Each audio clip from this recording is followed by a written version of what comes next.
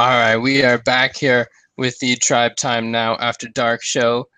I'm Joe, your host from BurningRiverBaseball.com, and this is our guest, Mystery Bob. Say hi, Mystery Bob. Hi, Mystery Bob. I think I do. So what the fuck happened tonight, Mystery Bob? We went to a store. No, in the baseball game. Oh.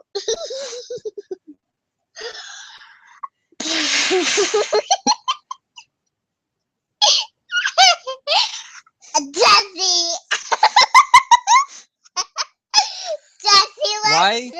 Why can't the Indians score any runs whenever Corey Kluber pitches?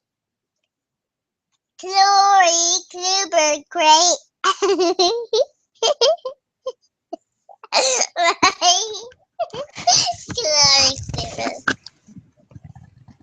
Don't touch it. So, do you think it's because they didn't have Lonnie Chisenhall in there tonight? Yeah. Is that the reason? Yeah. Why? Beep, beep, beep.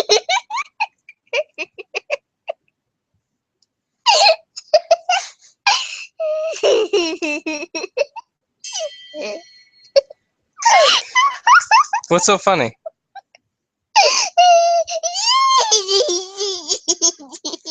Are you drunk? No, are you drunk? No, I don't think so. Are you drunk?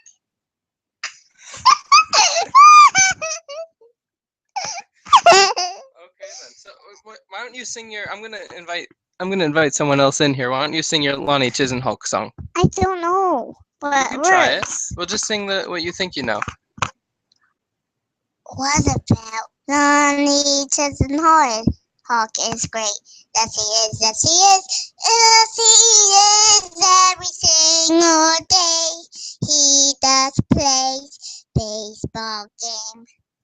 How about that? That's pretty good. Yeah. That's good. You have a Corey Kluber song about how he doesn't get any run support? No? No. Do you have a Nick Swisher song? Nick Swisher is so every day he plays. In that time, he didn't need to seriously finish. Right? Right, Mom? Oh my gosh. What's that crazy?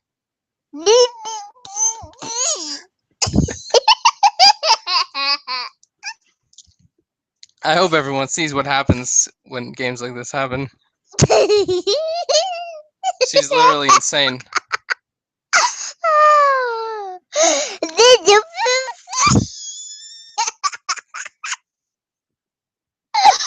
can't even say it. You can't say it. No.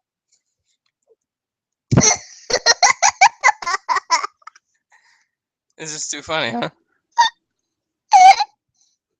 Yeah. What do you think about Chris Sale? I know. You don't know? Was he good? Was he good tonight? I think. You think so? How did Nick Swisher do tonight? He batted great. He batted great. He didn't get a hit. He batted great.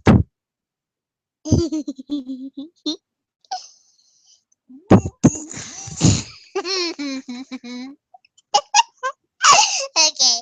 Okay, are you done?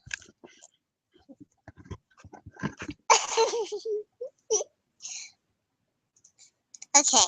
What? Now I am. You're done? Okay. You're done. See, nobody wanted to join me tonight for this, so this is what you get. Ryan, I hope you're happy. You've been replaced by Psycho Bob. Oh, hey, and we're going to take callers on this show. Are you there, Paul? Yep. There we go. Just random people from Twitter jumping in. Oh, yeah, the usual. All right. My grandma's asleep, and my little brother's got to get up for school tomorrow, so I got to be somewhat quiet. So, Kluber again. Yeah, we can make this show be serious all of a sudden. And yeah, no, he looked pretty impressive again. I was making jokes after the third inning or so, or after the first inning, that he was going to strike out 27. You know, Yeah. by the third, it looked like he could still strike out 20 again, and or get to 20 for once, and then just one hit from Adam Eaton, and he really should have won this game. Yeah, I mean, I didn't see the wild pitch. I was watching wrestling with my brother, and we were kind of going back and forth. Oh, that's So, awful. I don't know. I enjoy it sometimes. When it's bad, it's awful. It has its moments, but I haven't watched wrestling since Mick Foley quit. Probably the second time.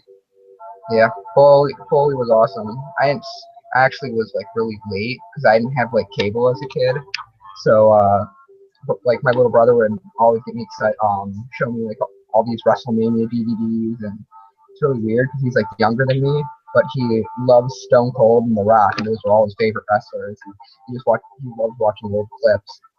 But I mean, now there's some freakish athletes, and there's this little goat-faced troll who was pretty darn good at what he did, and he caught my attention, and after that I just started watching it more consistently. So Okay, well, this show is about baseball anyway. So yeah, it's not really. I've had a baby babbling on here for the last 20 minutes, but it was supposed to be about baseball. I know. Nobody. Yeah. So essentially, if anyone didn't see it, and I don't know if anyone's actually going to listen to this thing, I will tweet the link again here. But if anyone didn't see it, after Adam Eaton tripled in the sixth inning, he took home on a ball that got less than 10 feet away from Roberto Perez. Perez picked it up, and his bare hand dove back across the plate and dropped it, and that was the only White Sox run scored in the first 9 innings. And of course, a lot of people like to blame Perez, but it wasn't Perez's fault. In that case, it was a wild pitch, so it was Kluber's fault that the ball got away. It was Perez's fault the ball got knocked out of his glove. Pretty much, he should have held on to it a little better. Yeah, because that's what I was wondering. Because I know sometimes wild pitch and fastball can be kind of like close and iffy. Since I didn't see the pitch. Yeah, no, it was. It wasn't either person's fault necessarily. And normally, in a normal play like that, the runner wouldn't advance. But Adam Eaton was extremely aggressive at that moment because, they were down by 1 run, and Kluber wasn't going to give up anything else. He gave it 5 hits total on the night. So in 9 innings, you got to take advantage of anything you can. Yeah, I mean, I saw like the middle of our lineup, and I'm just like, wait, is this the Columbus Clippers we have going? I saw Walters, Perez, they were in the lineup. Yeah, they had in the lineup today. No, Chisenhall was benched. Carlos Santana was out day-to-day with back spasms, and Michael Bourne was benched because it was a left-handed starter. And then in the 9th inning, you get those guys coming up, or the 10th inning, I think it was, when that heart of the lineup comes up and you're pinch hitting for the cleanup hitter. It's not really, yeah, I mean, it's not really the most wonderful situation there. Yeah, it's difficult, and I really don't think there's really any solutions besides get healthy. I mean, I really don't think we're going to do anything too drastic at the trade deadline. I'm not sure if there's any big names out there who can actually help our team without giving us a contract we don't want. I mean, we all talk about how we need a right-handed power hitter, but right-handed power hitters don't exactly grow on trees.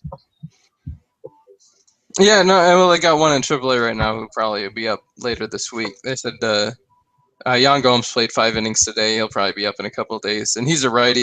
That'll help. It won't help tomorrow, where I think it's right-hander tomorrow, and then left-hander the day after that, or something like that. But there's 2 left-handers in this series against Chicago, and there's not a whole lot that they can do to help out that situation.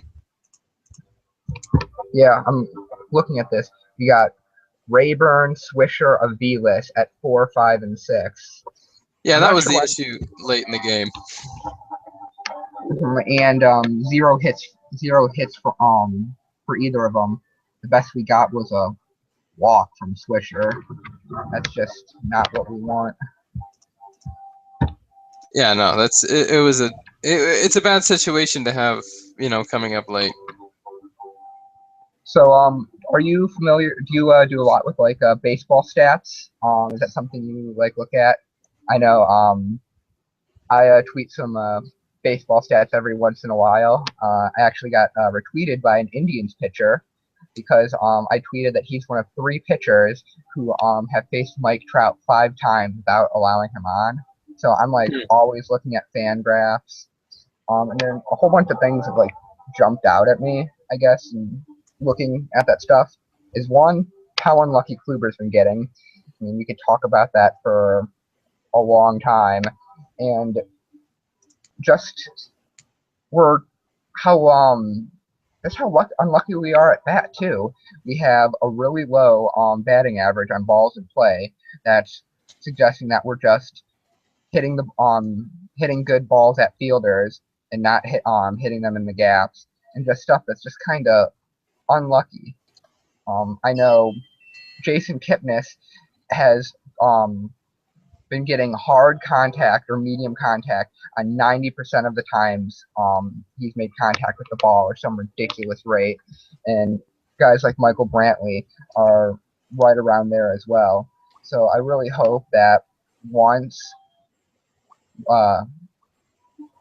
as the season goes along more, a lot of this bad luck's going to stop happening. We'll start seeing some regression in the mean, and Kipnis and Brantley will start having those all-star type, top 10 and MVP voting type seasons. So I'm hopeful for that. Yeah, we'll see. I mean, at some point you have to start winning games, though, or else it doesn't matter what happens later in the season. They're getting a pretty big hole right now. Yeah, I don't know if you're familiar with the program, but this is like the Tribe Time Now network. And I'm from BurningRiverBaseball.com. Yeah, I'm from. I write for More Than a Fan Cleveland. Oh, you do? Okay. Yeah, so I haven't had you on. Have you been on the Tribe Time Now show? No. I'm more of a football guy, but. Oh, okay. There you go. But I can still talk baseball. I just need to watch more games. Oh yeah, well, today was not the. You probably. I'll watch every single game forever. No matter what, and there's nothing else that'll make me watch it. Game of Thrones is on at the same time. Who cares? We'll wait and watch that later on demand. It's not important. Yeah, it's not important. There's nothing I'll watch over an Indians game. But I could understand why you wouldn't want to watch what happened tonight. Oh yeah, I mean, would have been. Yeah, I mean, still, Kluber is enough in his own, and I was lucky enough. The one game I saw in Cleveland last year, I live in Arizona, so I don't see very many games in Cleveland in person. But the one game I saw at Progressive Field last season was Kluber's start against Seattle. He pitched 9 innings through under, I think it was a complete game shutout, under 100 pitches total thrown. And wow.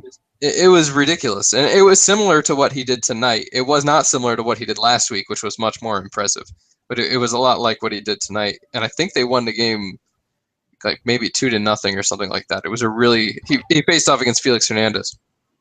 Oh yeah, I mean, I know we get a lot of that Felix versus Kluber for the Cy Young debate. I was shocked when he won it. I didn't think they were going to give it to Cleveland, but well, when okay. CC won it, CC didn't have that great of a season. He didn't have that much better of a season than Fausto Carmona did that year. So there were a lot of people that thought that season that he would split the votes of the people. The Indians people would vote for. Half of them would vote for CC and half would vote for Fausto, and then everyone who would vote for someone else normally would just vote for the other guys, and they would maybe surpass CC. But that didn't happen. And then Cliff Lee won, and he really did deserve it.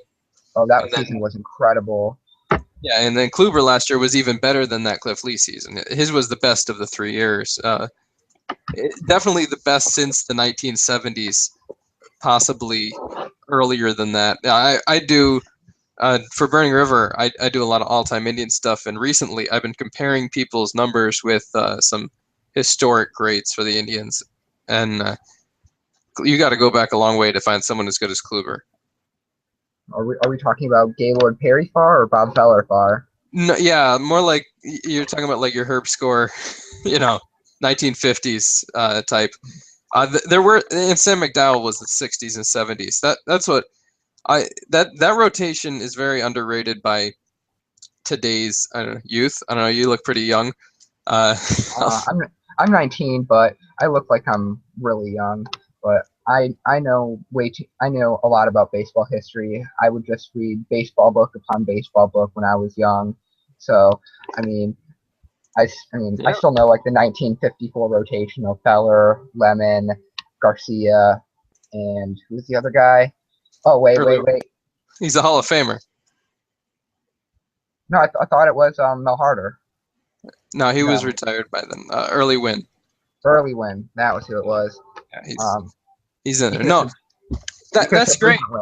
And I've actually found a lot of the older Indians fans that I've talked to, and I have talked to a lot of them over the years. The older ones who were alive during like the 60s and 70s don't know anything about the 1920 team or the 1930s or the 1910s, and I know more about the 40s and 50s than they know about the decades that before them, because they don't seem to really, I don't know, look back on it. I love the historical stats, and like I said, that group in the early or mid to late 60s, which it was essentially Louis Tiant and Sam McDowell, and there was a couple other guys who came and went during that stretch, was really probably the greatest, one of the greatest groups of starting pitchers. The group now, it has a chance to be as good as that group was, and that was before Gaylord Perry. Yeah, so that we just have so many just young pitchers who have so much upside. I've been following Trevor Bauer since I read this Sports Illustrated article on him back in like 2012. He just seems like my type of guy, and I feel that he can be a solid number two, great number two, potential number one, get 17 wins type of guy. We got Carlos Carrasco, who I counted out a long time ago, but he's been doing absolutely great. Salazar has been pitching like one of the best in the one of the better pitchers in the majors. It's just really all looking up. I feel that if everyone's at the top of their game, we have the best starting rotation in the majors. Better than Washington, better than who else has got a better than Detroit. Yeah. I mean, there's a few that were supposed to be great, kind of like the Indians, like Seattle with Hernandez and Taijuan Walker and them. They should have had a great starting rotation, but it hasn't really come through as well as they'd hoped, and their bullpen's kind of faltered, and their offense isn't as playing as well. It's the same situation that's happening in a few different places. Even Washington struggled at the beginning of the season. Detroit's been playing well, but there are teams all over the place at this. I got the 68 rotation, which I think is one of the greatest ever. It was Louis Tiant, Sam McDowell, Stan Williams, and Sonny Siebert, and they all had ERAs below 3, and they all they all won over 10 games. Tiant won 21 with a 1.60 ERA. They all had This 1968? 1968, the year before they lowered the mound, and the year before they expanded the American League, which I think had a lot more to do with than just lowering the mound did. But so expansion means more players, more crappy players. So yeah, essentially, a lot of people don't understand that expansion drives offense more than pretty much anything else ever. I've written about that in the past. And I got the idea from J.C. Bradbury, who wrote The Baseball Economist. Yeah, so they had 2 guys that year who had a K per 9 above 9. The Indians have 4 guys who could have a K per 9 above 9. Yeah, they really and Salazar is my favorite because I love Kluber, but I never pick the number 1 guy. I'll never pick the best guy. Like Michael Brantley is fantastic, but he's never gonna be my favorite player on the field, just because everybody can pick Michael Brantley. Like he's almost like the default choice. So I like to go a little deeper. And Salazar has struck out more. At least before today's game, he had a higher K per 9 than Kluber did. I think he may have had a higher K per walk rate than Kluber did. It's just like, if he could only not allow so many home runs, he would probably be the best pitcher on the team. Yeah, home runs are a big thing, especially for relievers or starting pitchers who aren't going to get you 7 to 9 innings every game, like a Mark Burley or something. So I mean, home runs could really kill you. And then I'm not much of a momentum guy, but No, I'm not either. But home runs can just kind of kill off any psychological benefit that they might feel they're having. Well, what the home run does, the Indians are only scoring at most, say 4 runs a game. A lot of the last 2 games they've scored 2 runs total. It's really been just awful as far as the offense is concerned. Every once in a while they'll pop up and they'll get 8 to 10 runs, but you can't expect them to get that every game. And I mean, luckily they won the game that Chen started the other day and blew up. So if you win that 5th starter day, you're really happy. But what you'd really like to see is them consistently getting 4 to 5 runs per game and winning these games by Kluber, where he holds them to 1 run, legitimately holds them to 1 run for 9 innings, and they can't get him 2 runs that would have won the game. I know it's Chris Sale, and Chris Sale was great. He was legitimately. But why are you being so aggressive against Chris Sale? Jason Kipnis swung at the 2 first pitches of the game, and they never really sat down and made Sale throw to them. They just swung at everything constantly. That was obviously their game plan going in, was to be aggressive. I think Carlos Santana was supposed to start, and he was pulled because of the back spasms. But I feel like maybe if he had been in there, it might have changed things a little bit. Just to have him in there and take a few pitches. It's a slow down Sale. Don't let him just mow through the lineup one at a time. He didn't strike out people like Kluber struck out 12 tonight, which is incredible. 30 in 2 games. 31? Because he had 19 strikeouts? No, he had 18 last game. He didn't get them. Oh, yeah. Yeah, he wasn't able to get the 19th. And that was... I would have let him pitch. Yeah, that was an argument last week, and we had talked about it on they talked about it on Wednesday's show with Ryan and I can't remember whoever he had on, and then I think we touched on it for a second on my show on Sunday, and I think they actually made the right move because the Indians are below 500. Yeah, it's nice. You want to see a record. You're never going to see a record, but at this point, you need the win more than anything else, and with a guy comparing your closer, who, although he hasn't been reliable this year, he's still your closer, compared to a guy who's 110 or 115 pitches in, you pretty much have to go with the closer. Plus, I think if they had made him throw another inning, he might not have been as sharp this time out. So you're almost throwing away 2 games at once by trying to get a record that he may or may not have got. Well, I mean, I could counter that back with, unless Kluber told the coach that, hey, I'm spent, I can't do this. You could also, I'd counter with, well, if he goes out there and gives up a hit or isn't looking sharp, or like if he walks the first batter, you can just go ahead and put Cody Allen in. If he starts getting too many pitches in, you can move Allen in the middle of an inning. And with something like this, you said he could be weaker in this game.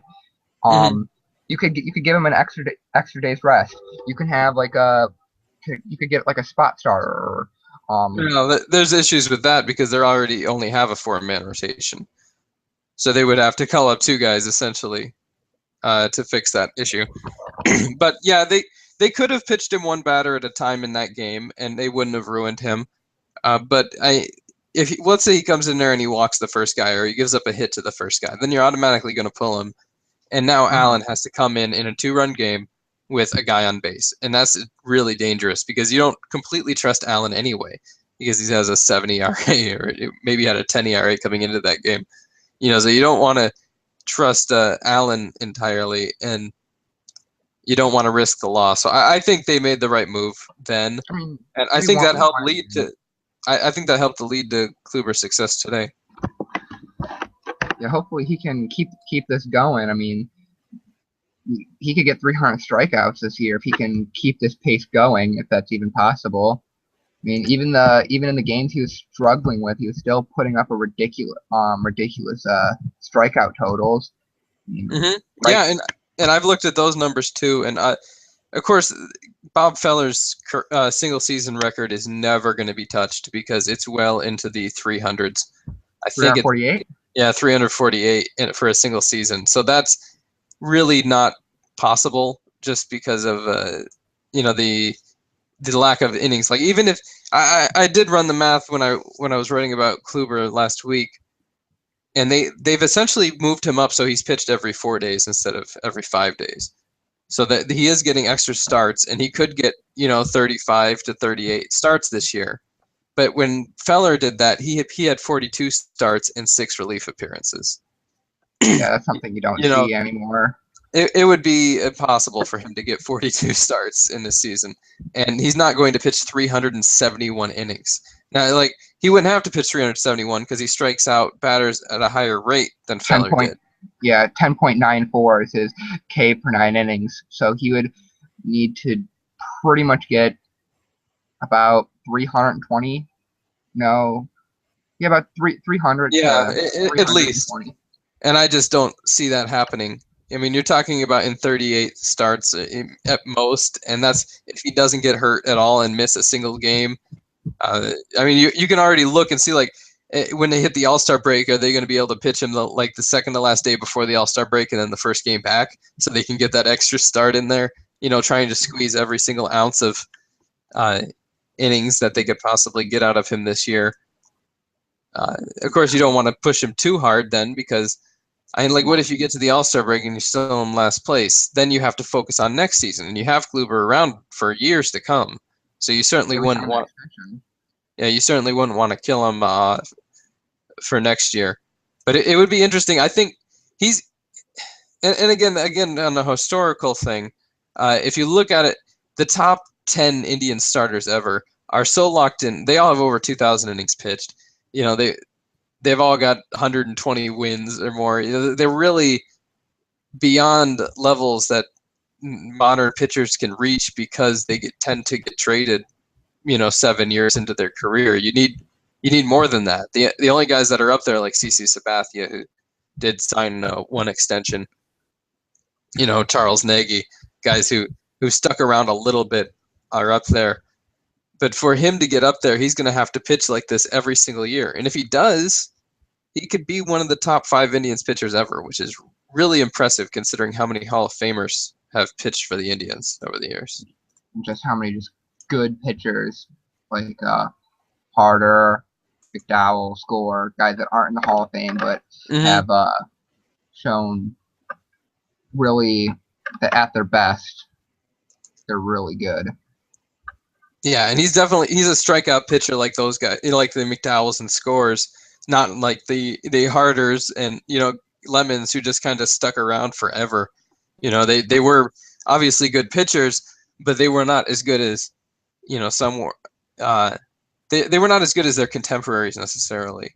Lemon is in the Hall of Fame, but Harder isn't because he wasn't that good. He just stuck around forever. I think hopefully Corey Kluber has a chance to be that good and to stick around for a long time. He's already a little older because he started at 25 years old, I think, when he made his debut. Mm-hmm. He's already 28 now, which of course is that's an old man, right? Yeah. Kluber just came out of nowhere. Just once he started getting really good, when he started appearing in the rotation in 2013, I was just oh, this is just gonna be another one of those Indians pitchers we'll see for a year, and then in 3 years we're gonna laugh and be like, hey, remember that Corey Kluber guy? Yeah, what an obscure former Indian he was. But then nope, 2014. Billy Traver. Yeah, Billy Traver. I remember Billy Traver. I was at his one hitter in Cleveland against the Yankees. And at the time, it had been the best pitching match I had ever seen. I've seen two that have been better than that since then. I saw Ian Kennedy pitch against the Phillies in Arizona. That was fantastic. And then Corey Kluber's last year in Cleveland. Wow. But yeah, Does Ian Kennedy have multiple no-hitters or just one? that wasn't a no-hitter that I saw. I think it was a one or a two-hitter. But the Phillies were really good at the time. I think it was right after they had won the World, or did they win the World Series? They played in the World Series. That was the whole Cliff Lee, Cole Hamels. He pitched against Cliff Lee. Cliff Lee was starting for the Phillies in that game, and I love Cliff Lee. It was like a one or two hitter. I don't particularly. Oh. It seems like he's kind of a jerk, and the way he's bounced around from team to team is not generally how. I mean, usually if you grab an ace, you keep him. I think he had like a funny contract. I think he just had like a really weird situation where he'd go on a team, be an ace, and then they can't afford him, so then they just trade him. I just really liked how he didn't want to play for the Yankees. That made me smile. Yeah, that's good. I mean, but he played for the Rangers and he played for the Mariners, and now he's hurt for the Phillies, and it just I don't know. He is a good pitcher. I don't think he's up there in the annals of the greatest Indians pitchers ever, unless you're just talking about single season levels. All right, I think that's about enough for tonight. This is kind of like an impromptu thing, and this is all for Ryan Thompson, the host of the Tribe Time Now podcast, because he asked me to do this. So I thought I'd do it by myself or with whoever wanted to talk to me. And luckily, somebody from the More Than a Fan Network was watching on Twitter. So we keep this going out.